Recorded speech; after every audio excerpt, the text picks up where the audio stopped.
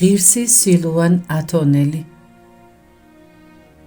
მორჩილებისათვის ცოტამ თუ იცის მორჩილების საიდუმლო მორჩილი დიდია ღვთის წინაშე იგია ქრისტეს მობაძავი რომელმაც თავის თავში მორჩილების ხატი მოგცა უყვარს უფალს მორჩილის სული და თავის მშვიდობას ანიჭებს მას მაშინ კი ყველაფერი კარგადაა და კაცი ყველასადმი სიყვარულს გრძნობს მორჩილმა მთელი სასოება ღმერთზე დაამყარა და ამიტომ მისი სული მუდამ ღმერთშია უფალი ანიჭებს მორჩილს თავის მადლს ხოლო მადლი ასწავლის სულს ყოველივე სიკეთეს და აძლევს მისი შენარჩუნების ძალას ადამიანი ხედავს ბოროტებას მაგრამ ეს ბოროტება არ ეხება მის სულს რადგან სული წმიდის მადლია მასთან რომელიც იცავს ყოველი ცოდვისგან და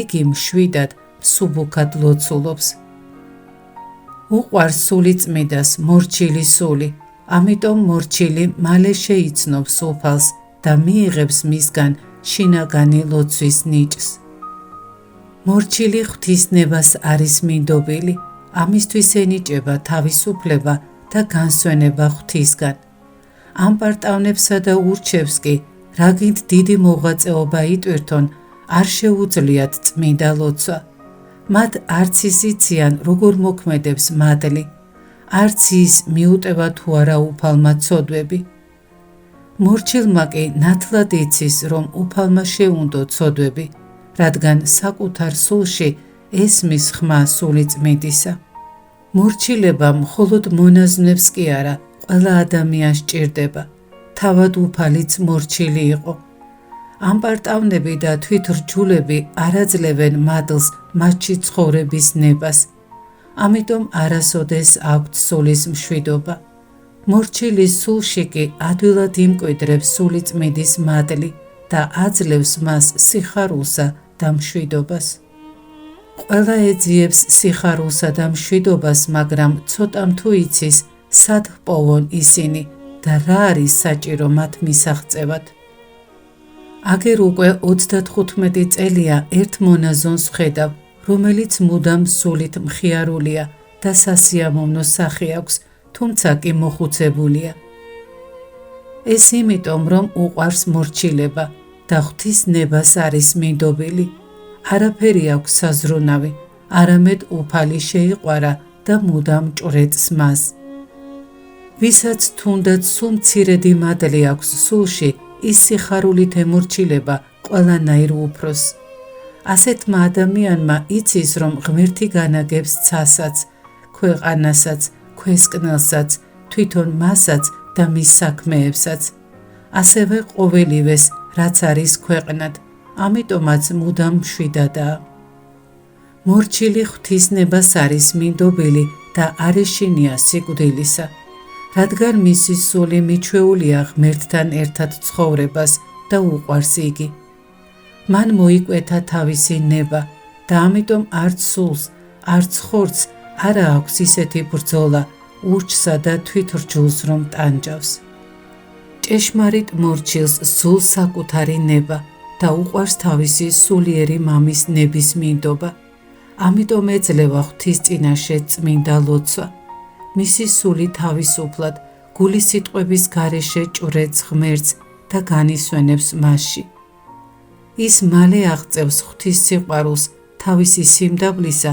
და სულიერი მამის ლოცვების გამო ჩვენი ცხოვრება უბრალო მაგრამ ბრძნულადაა მოწყობილი ღვთისმშობელმა უთხრა ღირს სერაფიმეს მიეცი მონაზვნებს მორჩილება და ვინც მორჩილებასა და სიბრძნეს დაიმარხავს ისინი შენთან ერთად და ჩემს მახლობლად იქნებიანო ხომ ხედავთ რა ადვილია ცხონება მაგრამ სიბრძნე ხანგრძლივი გამოცდილებით ისწავლება ღმერთი მას მორჩილებისთვის იძლევა უყვარს უფალს მორჩილის სული და თუ კი უყვარს რაც არ უნდა სთხოვოს ღმერთს ასეთმა სულმა მისცემს მას უფალი ისმენს ჩვენს ლოცვებს და გვისრულებს სათხოვარს დღესაც ისევე როგორც უწინ რატომ მიიჩნევდნენ წმინდა მამები მორჩილებას ლოცვასა და მარხვაზე უპირატესად?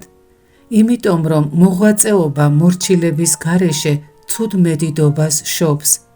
მორჩილი კი ყველაფერს ისე აკეთებს, როგორც უთხრეს და არა აქვს ამპარტავნების საბაბი. გარდა ამისა, მორჩილმა ყველაფერში მოიკვეთა საკუთარი ნება და სულიერ მამას მიენდო.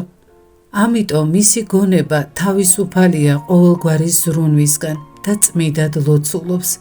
მორჩილს მხოლოდ ღმერთი და თავისი მოძღვრის სიტყვა ახსოვს. ურჩის გონება კი სხვადასხვა საქმეებითა და მოძღვრის განკითხვითაა დაკავებული. ამიტომაც არ ძალუც ღვთის ხედვა. ერთ ძმას ვიცნობდი, რომელიც მძიმე მორჩილებას ასრულებდა. მას შინაგანი ლოცვა ჰქონდა და უფალმა მისცა ცრემლები მთელი ქვეყნისთვის საგლოვად. იღუმენმა ანდრიამ უთხრა მას, შენ ეს მორჩილებისათვის მოგეცა. მორჩილება კაცს ამპარტავნებისგან იცავს.